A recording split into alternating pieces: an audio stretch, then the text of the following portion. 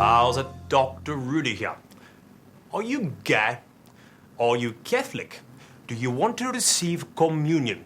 Well, if the answer to those three questions is yes, then you're in trouble, because the Catholic Church does not condone homosexuality. I know it might be hard to believe, since the rank and file are sending out mixed messages, especially to children, but that's the official position. So today, I'm going to show you gay Catholics how to beat the system and receive communion in your preferred place of worship. All you have to do is remove your rainbow sash. That's all there is to it. Unless you have Alma Pufta tattooed on your forehead, they'll never pick you, because the average person has really bad gaydar, which is why all those multimedia personalities manage to stay so long in the closet. What are you waiting for? Get in there and drink Christ's blood alongside the heterosexual faithful. And there you have it, a simple solution if you are determined to join a club that doesn't want you as a member. Bye now. If those guys have been playing hide the sausage with all those boys all these years and now it's just come out in the open, I don't see why they can't let people take communion that are still playing hide the sausage with each other. Everyone has rules and regulations that have to be followed, and so homosexuals have to respect that, I think, and just do something else. But if they don't say they're homosexuals, then no one would know.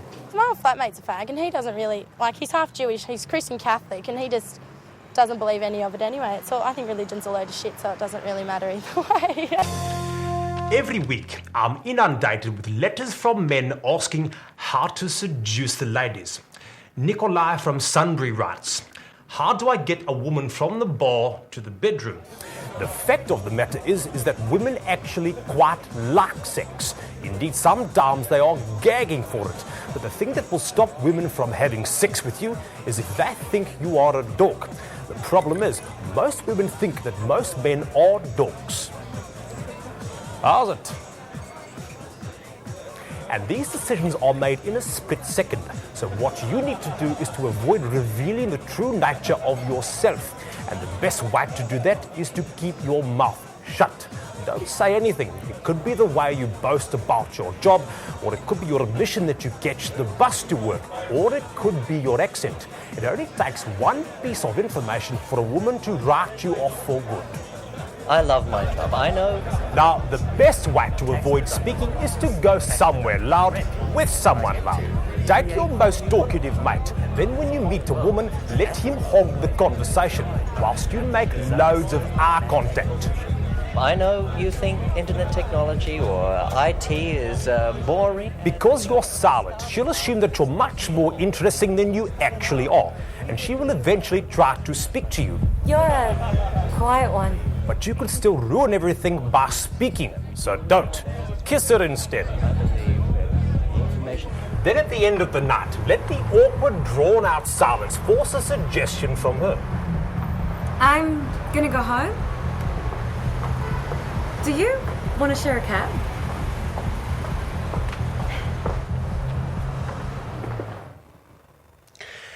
That's all there is to it. Of course, once you get her back to her place, you will have to say a couple of things.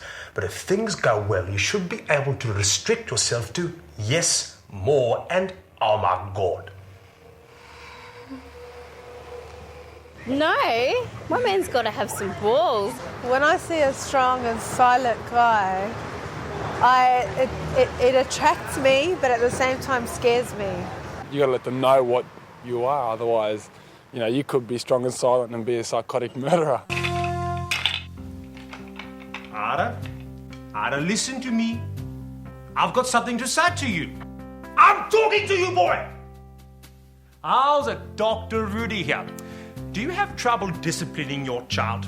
Do they ignore your answer back when you're trying to lay down the law? Well, today I'm going to show you how to make your child heed every word you say. Have you ever watched a child watching TV? They sit there slack-jawed, wide-eyed and completely transfixed by the screen. And they watch every video they own repeatedly. And you can't fast forward through the tedious bits because the child will have memorized every word and intonation. So, if you want your child to listen to you, simply videotape yourself telling them off. And When you play it on the television, you will have their complete attention. They'll even want to watch it time and time again. Ada, clean up your Lego when you're finished playing with it. If you leave your Lego on the floor one more time where people can tread on it, Christmas will be cancelled. As you can see, it works beautifully. And you can build a library capable of chastising him for just about anything. Because even children instinctively know when someone is on television telling you what to do, you must do everything they say. Dr. Rudi says so. Barnard. Do you want to know why? Because I said so, that's why. Because I'm in charge. One of the worst things about being a doctor is having to fix up injuries of domestic violence. When love turns sour, the results can be sickening. Just look at this patient. I don't care what she did. It's not worth doing this to yourself. You could so easily crush your nerves or tendons. Look, it's not so bad. Most of this blood isn't even yours. There you go. Better now? To stop this ever happening again, I'm going to take you through some preventative techniques. Rule number 1, never use your fists. Do what middle-class men do when they are angry with their wives. Use verbal abuse. Verbal abuse? Will that work? It certainly will, and I'll show you how. Now, the worst thing you can say to any woman is this. You are fat. You tried. You're fat. Very good. It doesn't matter if it's true. The more you say it, the more she will believe it. It will start to chip away at her self-worth. Then to further break her spirit, take any opportunity to remind her that without you, she is nothing. Without me, you're nothing. Hear that? Nothing. Oh, is that all right? Not too much? No, that's good. Go with your instincts. Then it's a good idea to top it all off with the occasional line about her being so useless that you are thinking of leaving her. You never get anything right. Oh, I'm so close to leaving you. Who's going to want someone as useless as you? Well done. You're really getting the hang of this. By now, her self-esteem will be so low, the threat that you might leave her is much more frightening than anything you can do with your fists. Of course, you have no intention of leaving her. Why would you, after putting in all this groundwork? Is that all it takes? That's right. After that, she'll be a blubbering heap cowering in the corner of the kitchen floor. Exactly the same result as if you punched her half a dozen times, but at no risk of physical injury to yourself. Oh, thanks, Dr. Rudi. My pleasure. Because there's no point in hurting a woman if you hurt yourself as well. It just makes twice as much work for me. Bana. Your wife probably might be the mother of your children, so, I mean, that's just not on, hurting, something that's connected to you like that. If someone hits you, I mean, the pain goes away, but what they said to you stays in your mind, and that affects you, your life, your lifestyle, and whatever you ever want to do in life. I've probably hit a few fellas in my time as well, just because, I don't know, you just feel the need, and I do kickboxing and stuff now, but yeah, I don't think it's just necessarily men hitting women at all. How's it? Dr. Rudi here. In this age of networking, when remembering someone's name is more important than talent or work ethic, the one thing that you don't want to have is a poor memory. Unfortunately, as people grow ever more boring and pedestrian, it's becoming increasingly difficult to remember their names. That's why I like to employ a little technique called mnemonics. Mnemonics is just a term we professionals use for a short rhyme or phrase you use as a memory aid. So when you meet a new person, just think of a phrase that rhymes with their name, and you're much more likely to remember their name the next time you meet. Slept with his wife. Jonathan Fife. Hello again. How is your wife? Ah, big, dull, and fat. Angela Pratt. Good to see you. 9 months to live. How's it, Viv? You're looking great.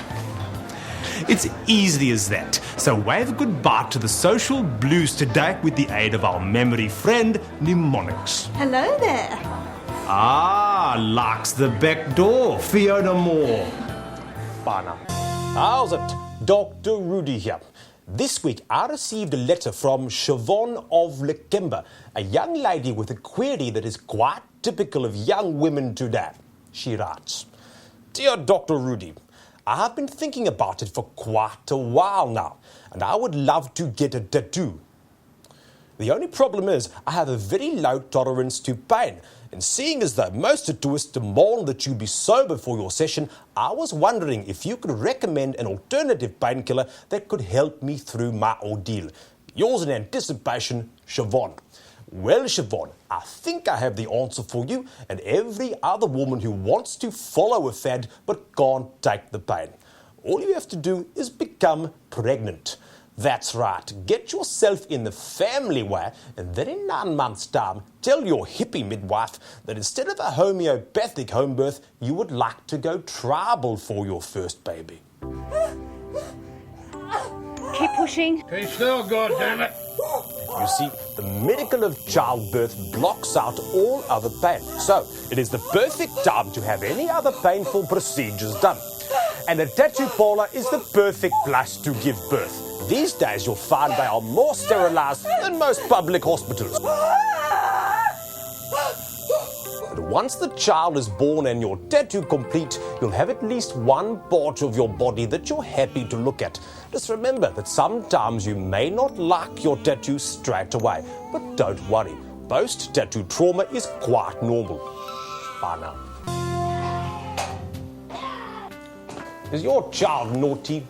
Yes, I know, all children are naughty these days. So increasingly, you parents are turning to doctors like me to find a convenient, time-saving medical solution to your child's naughtiness. Now, you could get your doctor to prescribe this: Ritalin. If doping up your child with drugs to moderate their behavior appeals to you, then this is for you. But the new trend with parents is to be down on pills. It's so hard to force a child to swallow them. So today, I'm going to teach you how to subdue your child the natural way. Simply raise your child on a vegetarian diet. After just 2 weeks of eating only vegetables and lentils, they'll be too tired and listless to get up to any mischief. They'll be too sickly to roughhouse and scuff up their clothes or run around making lots of noise. And you'll never have to hit your child with a wooden spoon again, because when they turn up at school with a tofu sandwich, the other children will bully them so brutally they will completely crush any remnants of their precocious character. No more TV for you. I want to read my book. So, there you have it. To tame your child's tantrums, simply tamper with their tea time and remove their meat. It's a completely natural way to turn them from a Genghis Khan to a Gandhi. Bye now. Amber, for God's sake, stop slouching and sit up straight. You too, Kieran. You'll end up looking like the hunchback of Notre Dame. Bad posture is not only detrimental to growing bones and cartilage, it creates an impression of a slovenly personality that can adversely affect a young person's chances in the job market or the social scene in general. Amber! Kieran! You're doing it again! I said sit up straight! But like so many breakthroughs in the history of chiropractic treatment, an exciting new breakthrough has come from an unexpected source.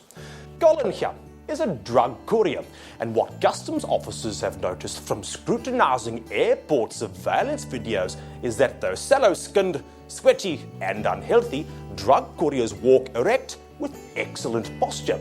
And wow, their body cavities have been packed to the brim with condoms filled with cocaine or heroin, making it now well impossible to tilt the body forward more than 5 degrees off the perpendicular from above the waist. Kieran and Amber may take a little convincing, but a little discomfort and wincing now will pay off big time later. An hour or two a day for about 3 months should convince the muscle memory that you mean business. And when Kieran walks tall into the boardroom and Amber becomes a supermodel, they'll have you to thank, spinally speaking. Bye now. How's it? Dr. Rudi here. Men, are you married? Has your wife started to worry about your health and especially your diet? If she has, then you're in quite a predicament. because her concerns and constant nagging about what you eat will mean no more fats, no more dairy, less red meat, and far less alcohol for you. But don't worry, there is a way for you to indulge in all the things you like, whenever you like. All you have to do is learn how to cook. That's right, men. If you get in the kitchen and learn how to cook, you will be able to eat and drink anything you like. You see, your wife will be so grateful that you are relieving her burden by doing the cooking that she won't care what you are cooking. Teddy here has been using this technique for quite a while now and has never been happier. And why wouldn't he be? For dinner tonight, he's made cassoulet, a classic French casserole of duck, bacon, sausage and beans cooked in goose fat. Delicious. And when he serves this to his wife, instead of chastising him for the cholesterol content of the meal, she'll simply think that making such a fine feast just for her deserves a decent bottle of wine. Maybe two. Furthermore, a good meal coupled with some excessive alcohol consumption may be just the thing to rekindle your passions, which in turn will provide you with all the exercise you'll need. Bon appetit.